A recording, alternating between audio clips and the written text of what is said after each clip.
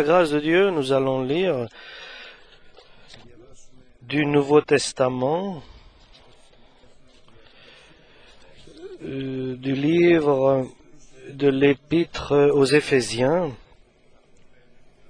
chapitre 5. Chapitre 5, l'Épître aux Éphésiens, chapitre 5.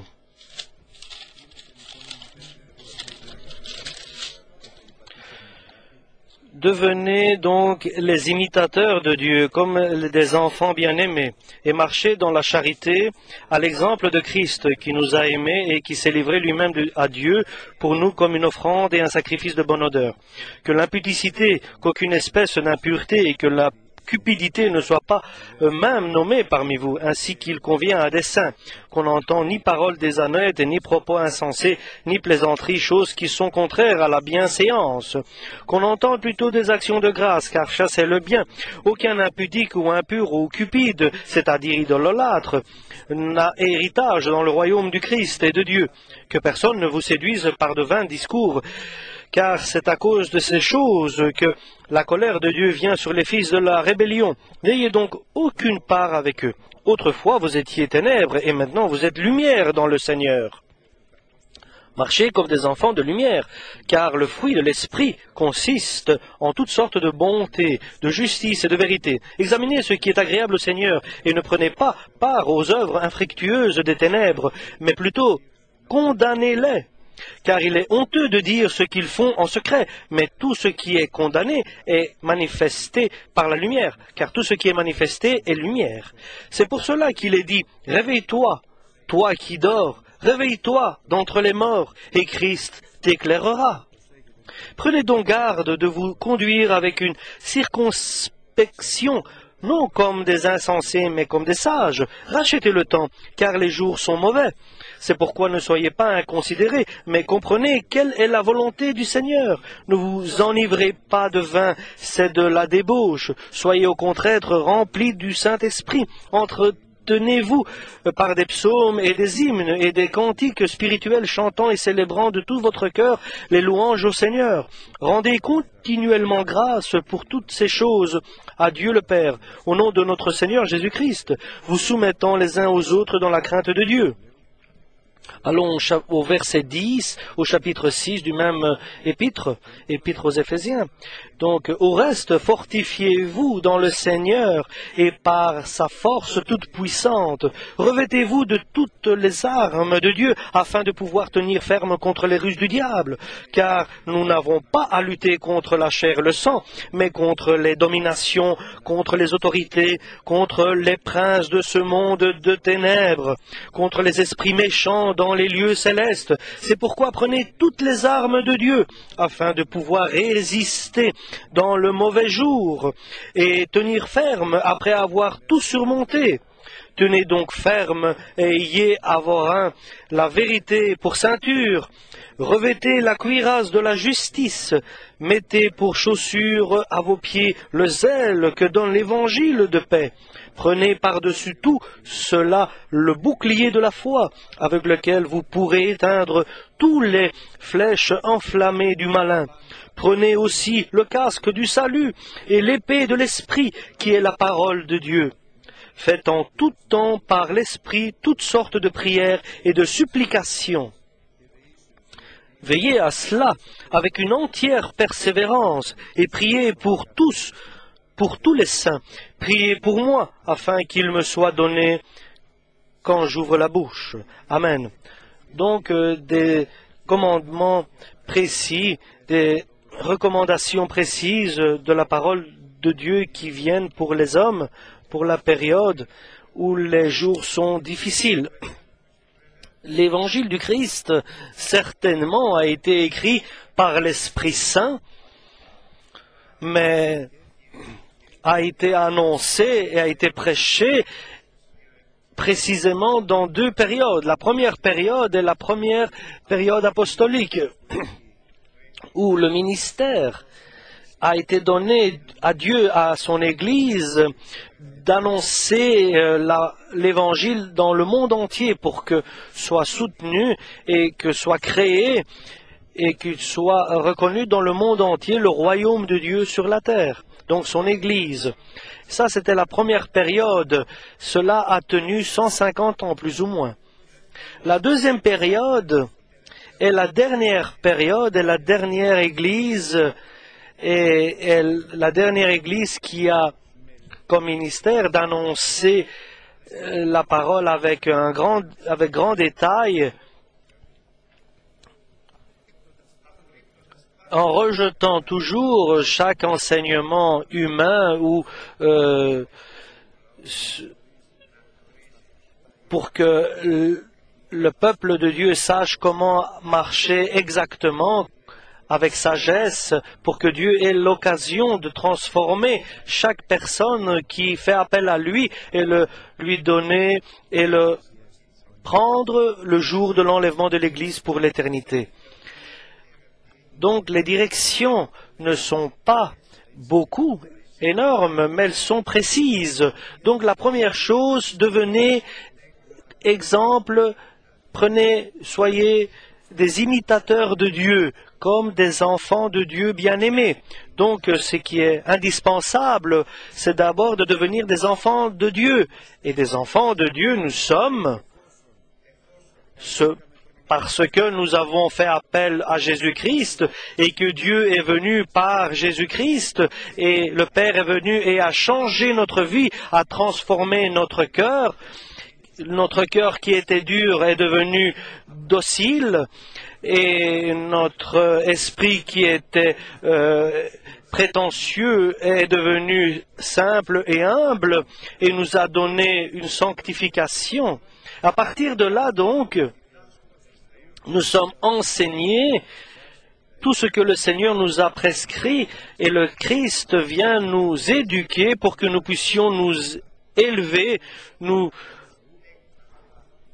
ériger et pour que nous devenions des enfants bien-aimés, nous édifier dans cela. Et chaque enfant n'est pas bien-aimé de Dieu, mais Dieu a dit pour son Fils, il a dit, voilà mon Fils bien-aimé auquel je mets toute mon affection lorsqu'il a accompli toute la volonté de Dieu, lorsqu'il s'est baptisé au Jourdain par Jean le Baptiste.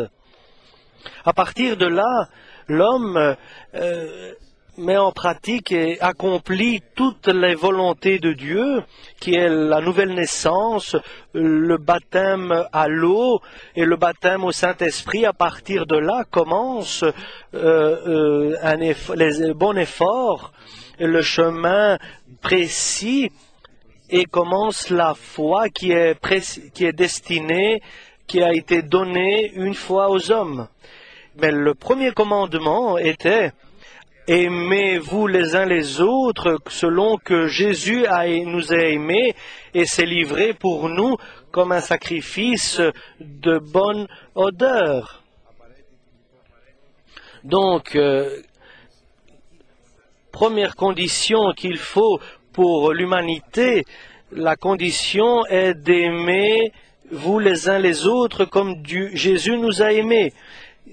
Comme Dieu nous a aimés. Et nous ne pouvons pas marcher et avancer en ayant des espérances pour l'enlèvement de l'Église si notre cœur n'est pas rempli de l'amour de Dieu qui est versé dans notre cœur par le Saint-Esprit, si notre cœur n'est pas rempli pour tous les frères. Et cela n'est pas facile et n'est pas simple. Et pas du tout simple. C'est ce qu'il faut d'abord accomplir. Et c'est ce qui est le plus difficile.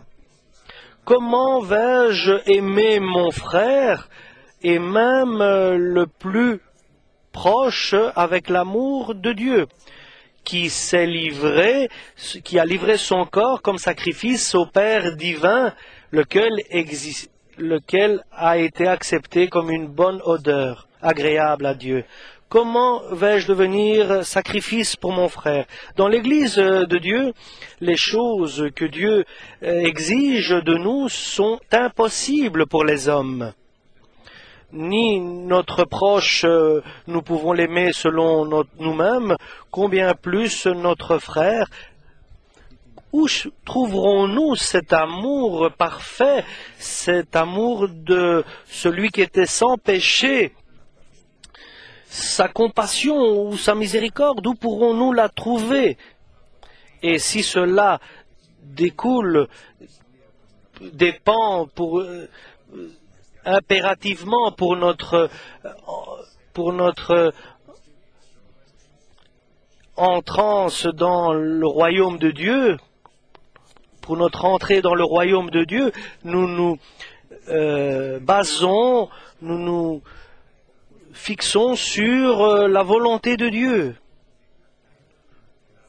Ce que Dieu transforme, ce qui est impossible aux hommes, est possible à Dieu. Il peut faire. Demandez et vous recevrez pour que votre joie soit parfaite. Donc, si frères, si nous reconnaissons et nous comprenons que, comme nous dit la Bible, ce qui est la volonté de Dieu, pour que nous ne soyez pas sans sagesse, si nous pouvons comprendre, si la parole nous est révélée, si nous cherchons pour que la parole et la volonté de Dieu nous soient révélées à chaque situation et chaque comportement de notre vie, et si cela se fait avec comme condition pour que le Christ se révèle à nous, et il révèle sa parole seulement à ceux qui ont pris une décision ferme d'accomplir exactement, totalement la volonté de Dieu. Tout donc commence dans notre vie, mais par une grande condition. Est-ce que tu désires de faire selon toute chose la volonté de Dieu? Et cela n'est pas simple, mais celle est dans notre possibilité. Ça, nous pouvons l'accomplir avec la grâce de Jésus, bien sûr. Nous pouvons le dire, nous pouvons le promettre à nous-mêmes, et cela va devenir une réalité si nous le demandons à Dieu. Demandez et vous recevrez.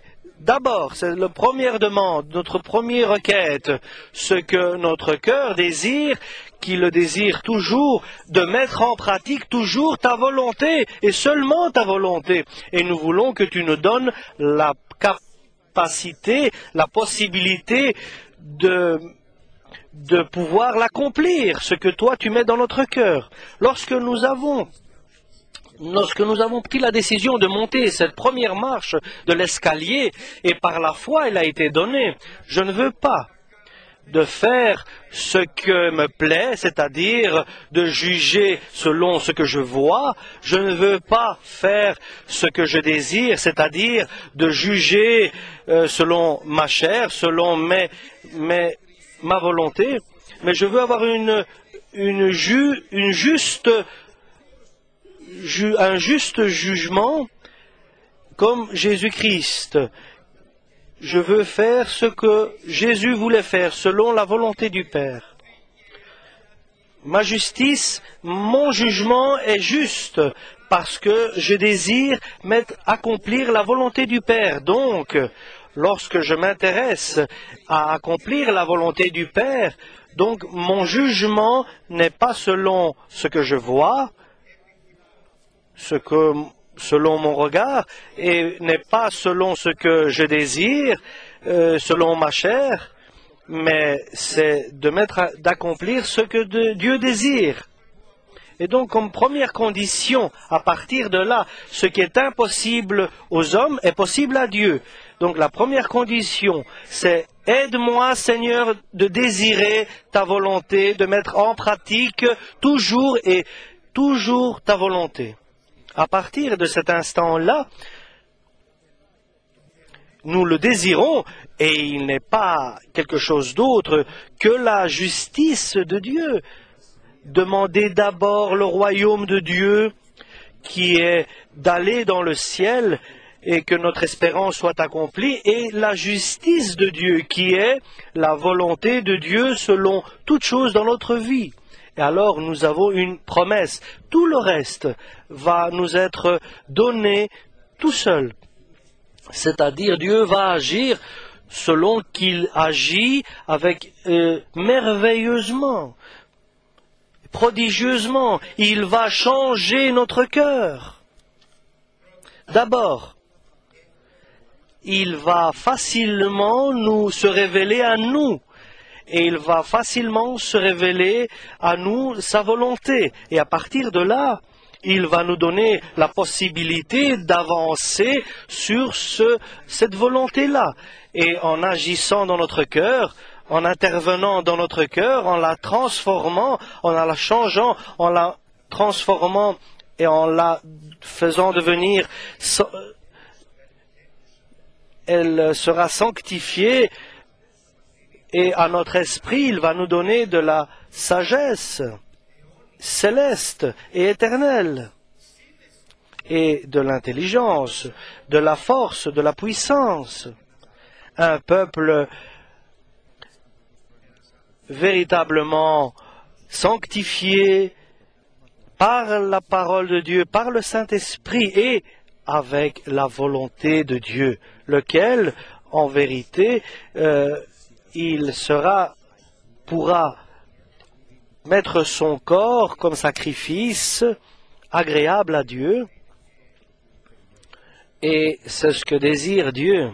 Ce sera une adoration, une vénération vers Dieu naturelle. Et l'homme sera un autre homme. Ce sera un autre homme. Et aucune relation avec l'homme de ce monde, aucune relation avec les chrétiens qui ont seulement le nom de chrétiens, aucune relation avec ceux qui ont le nom, qui portent le nom de Dieu et qu'à cause d'eux sont blasphémés le nom de Dieu. Aucune relation avec le passé. Mais une Église sainte, parfaite. Est-ce qu'il y a une Église qui est sainte et parfaite, qui n'a pas de tâche? Oui, il y existe une Église dans laquelle Dieu se révèle à chacun de nous personnellement, se révèle sa volonté, et en même temps, il lui donne la force de marcher sur cette volonté et d'accomplir cette volonté. Et chacun de nous, jeunes, et tous ensemble, une nouvelle Église, pas selon l'ancienne écriture, mais selon le nouveau esprit. Et parce que ceux qui ont l'esprit de Dieu sont à lui. Une Église qui règne, où règne la volonté, l'esprit de Jésus. Une Église, nous ne pouvons pas trouver de faute, de défaut. Oui, cela est arrivé à Daniel, lequel avait une caractéristique. Il était sincère devant Dieu de lui donner une aide de ne pas manger la nourriture du roi et du festin de Nabuchodonosor. Et comme je vous ai dit, il y avait 4 enfants. 4. Pas toute une église, mais il y avait 4 enfants. Ils se sont assis, et ils ont pensé, et ils ont discuté, et ils ont pris une décision. Et nous avons décidé que nous n'allons pas manger de la nourriture royale. Et cela était presque impossible, mais ça a été pris comme décision par ces enfants. Et imaginez la joie de Dieu qui était parmi eux lorsqu'ils entendaient cette volonté qu'avaient ces 4 enfants. Nous ne voulons pas manger de la nourriture royale de Nabuchodonosor. Et je voudrais que nous prenions aussi cette décision. Imaginez la joie que Dieu, si avec sincérité totale, et même peut-être avec faiblesse, mais tous ensemble, cet instant, nous disons, Seigneur, aide-nous, nous voulons ne pas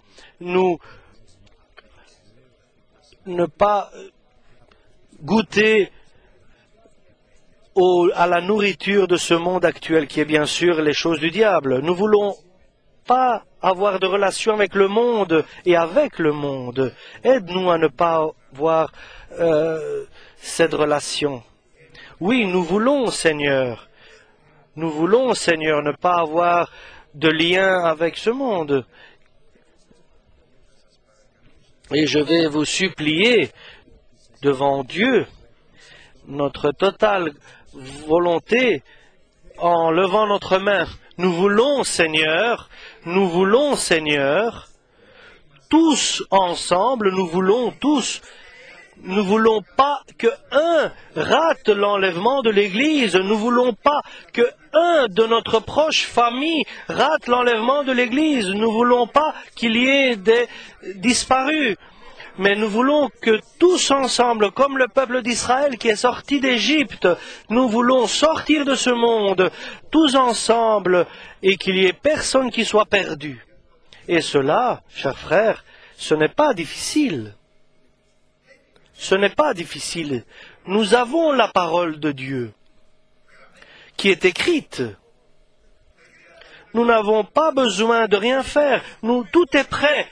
Nous avons le Christ qui habite en nous, qui demeure en nous. Nous avons le Saint-Esprit, l'Esprit de vérité qui peut nous révéler. Nous avons le Père divin qui est là, dans notre chambre, dans le secret, lorsque nous prions, et qui nous attend.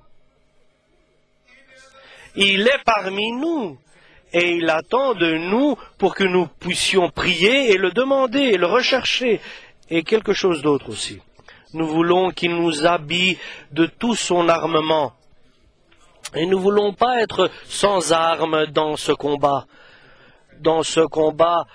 qui se révèle pour nous une faiblesse dans laquelle nous vivons. Nous reconnaissons très bien que notre combat est contre les méthodes du diable, contre les ruses du diable. Et ce n'est pas une lutte contre la chair et le sang, donc contre les personnes. C'est contre le prince et contre les pouvoirs de ténèbres, des esprits méchants, et je leur ai dit, des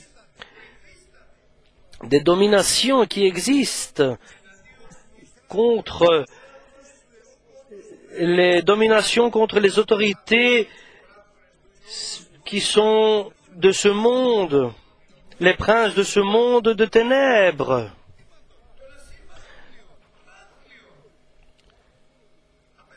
Et devant nous, nous avons des autorités, des pouvoirs, des dominations. Et nous avons les esprits méchants dans les lieux célestes, les esprits rusés. Nous avons un grand nombre d'ennemis, puissants et forts.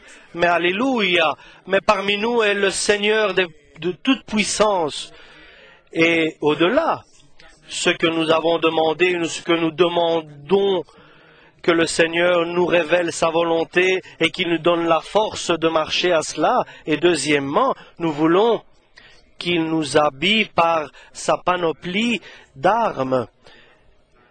Et prenez, fortifiez-vous et revêtez-vous de toutes les armes de Dieu. Et vous devez vous revêtir de ces armes. Seulement vous devez vous revêtir de ces armes. Donc, tenez donc ferme, ayez vos reins la vérité. Pour ceinture, revêtez la cuirasse de la justice.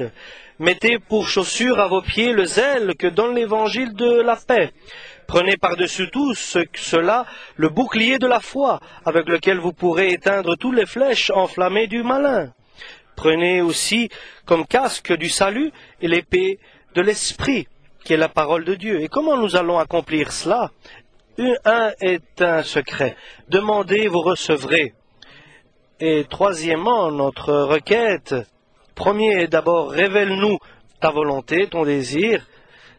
Deuxième requête est notre donne-nous de la force pour marcher précisément et exactement comme sages et pour que nous puissions utiliser le temps qui nous reste devant nous. Et troisièmement, revête-nous de ta panoplie à chacun de nous parce que nous voulons être des vainqueurs comme sont tes promesses.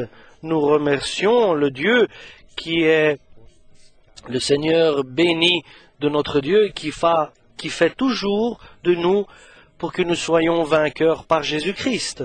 Chers frères et sœurs, Dieu nous invite dans une marche victorieuse, dans un combat victorieux.